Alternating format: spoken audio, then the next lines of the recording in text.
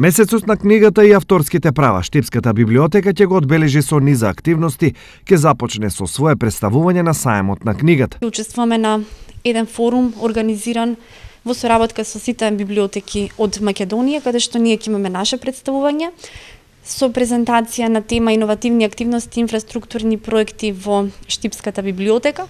Исто така ќе имаме представување на штандот на Асоциацијата на издавачи на Република Македонија, каде што ќе се представиме со креативните активности од проектите Нокс Андерсен во 2016 и 2017 година. Штипската библиотека е единствена во државата која се вклучува во светското одбележување на роденденот на најпознатиот автор за деца Ханс Кристијан Андерсен. Ова е еден начин да кај најмладите читатели уште од најрана возраст на еден убав, креативен начин ја развиеме љубовта кон читањето на книгата, што е и основна цел на овој ден, светски ден на детската литература, кој што се прославува од 1967 година. Дел од априлската програма е и меѓуопштинскиот конкурс за песна и краток расказ.